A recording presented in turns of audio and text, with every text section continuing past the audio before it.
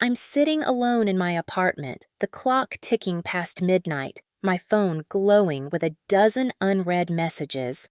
My best friend's birthday dinner? I bailed. A family gathering? I ghosted. A date I'd been excited about for weeks? Canceled at the last minute. Why? Because I said yes to everyone and everything, stretching myself so thin I was barely a person anymore. My relationships were crumbling, my mental health was in tatters, and I was drowning in a sea of obligations I couldn't keep. I was the guy who couldn't say no, and it was destroying me. Let me take you back to where it all started. Growing up, I was the kid who wanted to please everyone. My parents, my teachers, my friends. Every yes I gave felt like a badge of honor. By the time I hit my 20s, that habit had turned into a curse. I'd say yes to late night work calls, to favors I didn't have time for, to plans I didn't even enjoy. I thought I was being kind, dependable, the guy everyone could count on. But deep down, I was exhausted. I remember one night, staring at my reflection in the bathroom mirror, my eyes bloodshot from lack of sleep, thinking, who am I even doing this for? My friends were frustrated because I'd show up late or distracted. My family felt ignored because I was always too busy. And me? I was a hollow shell, running on fumes, pretending everything was fine. The breaking point came last summer. My oldest friend, Jake, called me out. We'd planned to grab drinks, just the two of us, something we hadn't done in months. I showed up an hour late, my phone buzzing with work emails I couldn't ignore. Jake looked at me, his voice sharp but heavy with disappointment. Man, you're not here. Not really. You're always somewhere else. Those words hit like a freight train. I tried to laugh it off, but inside I was spiraling. He was right. I wasn't present, not for him, not for anyone. That night I went home and cried. Not just a few tears, but the kind of ugly sobbing that leaves you gasping. I'd spent years saying yes to everyone else, but I'd been saying no to myself, my happiness, and the people who mattered most. I started noticing the damage everywhere. My sister stopped inviting me to family dinners because I'd canceled too many times. My coworkers leaned on me for everything, knowing I'd never refuse. But they didn't respect me, they just used me. I was missing out on life, stuck in a cycle of overcommitting and underdelivering. The worst part?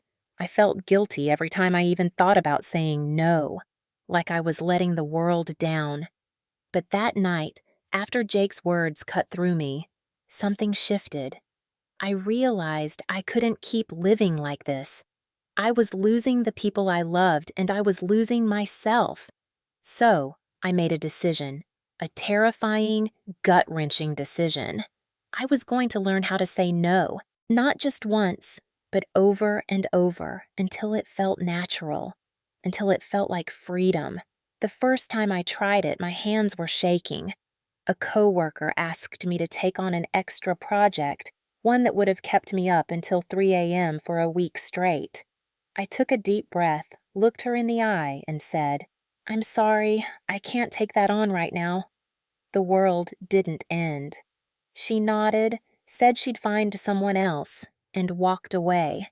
I stood there, heart pounding, feeling like I'd just run a marathon. But for the first time in years, I felt a spark of control. That spark grew into something bigger. I started saying no to things that didn't serve me. Extra shifts, draining social events, favors that felt more like demands. Each no was a battle, but it was also a victory. I was reclaiming my time, my energy, my life, and slowly something incredible happened. My relationships started to change. My friends noticed I was more present when we hung out. My family started trusting me again, inviting me to dinners without expecting me to flake. I was showing up, not just physically, but emotionally. I was becoming someone I could stand to look at in the mirror again. But it wasn't easy. Saying no came with pushback, guilt, and moments of doubt. I had to learn how to stand my ground, how to prioritize myself without feeling like a selfish jerk. I failed a lot at first. I'd slip back into old habits, say yes out of reflex, then kick myself for it later. But every time I said no and meant it, I felt a piece of myself come back. I was building boundaries, something I'd never had before. And those boundaries, they weren't walls to keep people out. They were bridges to deeper, more honest connections. This wasn't just about me. I started seeing the same patterns in others, friends who were burned out, colleagues who were stretched too thin, even strangers I'd meet who'd vent about their overwhelming lives. We're all taught to say yes, to be available, to never disappoint. But what if that's the exact thing holding us back? What if saying no could save our relationships, our sanity, our lives? I'm not saying it's a magic fix, but it's a start. And for me, it was the start of everything. That first no was like a crack in a dam. Once it started, the water kept rushing through. But let's be real, saying no didn't magically fix my life overnight. It was messy, uncomfortable, and sometimes felt like I was burning bridges instead of building them. People pushed back. Hard. My boss gave me side-eye when I declined extra work. Friends rolled their eyes when I skipped group plans to recharge. Even my mom guilt-tripped me when I said I couldn't drop everything to help her reorganize her garage. I'd lie awake at night, second-guessing myself, wondering if I was becoming cold, selfish, unlovable. But deep down, I knew I had to keep going. I'd seen the cost of saying yes to everything. Missed moments, fractured friendships, a version of myself I barely recognized. So, I pushed through the doubt and started figuring out how to make no work for me and for the people I cared about. The first step was brutal honesty with myself. I had to figure out why I was saying yes in the first place. Was it fear? Guilt? A desperate need to be liked? For me, it was all three. I'd grown up thinking my worth was tied to how much I could do for others. Saying no felt like admitting I wasn't enough. So I started small, writing down every time I said yes and how it made me feel. That list was a wake-up call. Half the things I agreed to left me drained, resentful, or straight up miserable. Like the time I spent 3 hours helping a coworker fix a presentation, only to miss a rare night out with my sister. Or when I agreed to join a book club I had zero interest in just because a friend insisted. Seeing it all on paper made it clear. My yes was often a lie and it was hurting everyone. Step 1 was about awareness, but step 2 was where the real work began. Setting boundaries with intention. I didn't want to just say no like a robot. I wanted it to mean something. So, I came up with a system. Before agreeing to anything, I'd ask myself 3 questions. First, do I have the time and energy for this? Second, does this align with what matters to me? And third, am I saying yes out of obligation or genuine desire? If the answer wasn't a clear yes to all 3, I'd decline. Sounds simple, but it was a game changer. For example, when a friend invited me to a weekend trip I couldn't afford, I said, I'd love to hang out, but I need to pass on this one. Can we grab coffee instead? That was new for me, offering an alternative instead of just caving or ghosting. It showed I still cared, but on my terms. The third step was learning to say no without apologizing. This was the hardest part. I used to cushion every refusal with excuses like, I'm so sorry, I'm just swamped, or I wish I could, but I'm slammed. Those apologies made me feel weaker, like I was begging for forgiveness. So I practiced being direct but kind. Instead of, I'm sorry, I can't help with that project, I'd say, thanks for asking, but I need to focus on my current workload. It felt awkward at first, like I was being rude. But over time, I noticed something. People respected me more. My coworker didn't argue when I declined her project. She just moved on. My friends stopped pressuring me when I was firm but fair. Saying no without guilt gave me a quiet confidence I'd never had before. Step 4 was about protecting my time like it was gold. I started scheduling no time, blocks on my calendar just for me. No meetings, no plans, no distractions. At first, I felt selfish, like I was hoarding something I didn't deserve. But those hours became sacred.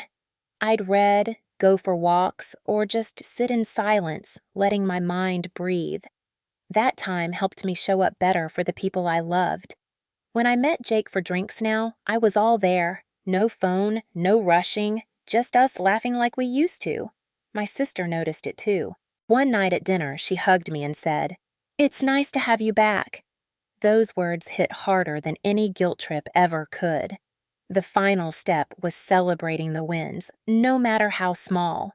Every no that saved my energy, every moment I showed up fully for someone, every night I went to bed without dread, I counted those as victories. I kept a journal, jotting down what changed. Before, I'd end most days feeling like I'd failed someone. Now I was ending them with gratitude. I wrote things like, said no to a last-minute favor and spent an hour talking to Mom instead. Or, skipped a party I didn't want to go to and finished a book I've been dying to read. Those moments added up, and they showed me the power of choosing myself. The results were undeniable. My friendships deepened because I was honest about what I could give. My family trusted me again, knowing I'd show up when I said I would. Even at work, I was more focused, more respected, because I wasn't spread so thin. But the biggest change was inside me. I felt lighter, like I'd shed a weight I didn't know I was carrying. Saying no wasn't about shutting people out. It was about letting the right ones in. It was about building relationships that were real, not built on obligation or resentment. And for the first time in years, I felt like I was living my life, not just surviving it. Learning to say no wasn't just a personal victory. It was a revolution. It reshaped my relationships, my mental health, my entire life. But here's the thing. It's not enough for me to tell you my story and walk away. If you're watching this, chances are you're feeling the same weight I did. Stretched thin, overwhelmed, maybe even a little lost. You're nodding along because you've said yes one too many times, and it's costing you. Your time, your energy, the people you love. I get it. I've been there. But I'm here to tell you that you don't have to stay stuck. You can start saying no today, and it can change everything. Not tomorrow, not next week, right now. Let me show you how to take that first step and make it stick. This isn't about becoming someone who shuts everyone out or lives like a hermit. It's about choosing your life with intention. Think about the last time you said yes when you wanted to say no. Maybe it was agreeing to a late-night work call that left you exhausted. Or joining a group outing you had no energy for, just to avoid disappointing someone. How did it feel? Draining, right? Like you were betraying yourself. Now imagine this. You say no to that one thing, and instead you spend that time with someone who matters. A friend, a partner, or even just yourself. That's the power of no. It's not rejection, it's redirection. It's you taking the wheel of your life and steering it toward what actually matters. So, here's your challenge. Start small, but start today. Pick one thing this week that you're tempted to say yes to out of habit or guilt. Maybe it's a favor you don't have time for, a project that's not your responsibility, or a social event that feels like a chore. Pause. Ask yourself those 3 questions I mentioned. Do I have the time and energy? Does this align with what matters to me? Am I saying yes out of obligation? If the answer isn't a clear yes to all 3, say no. Practice it in the mirror if you have to. Say it kindly but firmly. Thanks for asking, but I can't take that on right now. Or, I appreciate the invite, but I need to pass this time. The first time will feel like you're breaking a rule. Your heart might race, your palms might sweat, but when you do it, you'll feel a rush, a spark of freedom you didn't know you were missing. Don't stop there. Make no a habit. Block off an hour this week just for you. No plans, no phone, no obligations. Call it your no time. Use it to do something that lights you up. Read a book, take a walk, call a friend you've been meaning to reconnect with. Write down how it feels. Keep a journal, like I did, and track your wins. Every time you say no and it saves your energy, write it down. Every time you show up fully for someone because you're not stretched thin, celebrate it. Those moments will remind you why this matters. They'll keep you going when the guilt creeps in or when someone pushes back. Because trust me, they will. People are used to your yes. They'll test you. But every time you stand your ground, you're building stronger, more honest relationships. Here's what's waiting on the other side. Real connections. The kind where you're present, not just physically, but with your whole heart. Imagine sitting across from your best friend, laughing over coffee, not checking your phone because you're swamped with other people's demands. Picture family dinners where you're not distracted, where you're actually listening, sharing, connecting. Think about the peace of going to bed knowing you lived your day on your terms. That's what saying no gives you. It's not about less, it's about more. More time for the people who matter. More energy for the things you love. More of you, the real you, not the version running on empty. I'm not saying it'll be easy. You'll stumble. You'll say yes out of reflex and kick yourself later. That's okay. It's a journey, not a race. But every no you say is a step toward a life that feels like yours. And the people who truly care about you, they'll respect you for it. They'll value the time you give them because it's intentional, not obligatory. I've seen it in my own life. Friends who stopped taking me for granted. Family who started trusting me again. A version of myself I actually like. You can have that too. So, what's stopping you? What's one yes you're ready to turn into a no? Drop it in the comments below. Tell me about that one obligation you're done with, or that one moment you want to reclaim for yourself. Let's start this conversation. And if this story hit home, if you're ready to take back your time and your relationships, hit that subscribe button. Join me here, where we're all about living with intention, not just surviving. Share this video with someone who needs to hear it. Maybe a friend who's always saying yes and burning out. Let's inspire each other to say no to what drains us and yes to what makes us feel alive. What's your first no going to be? Tell me, and let's make it happen together.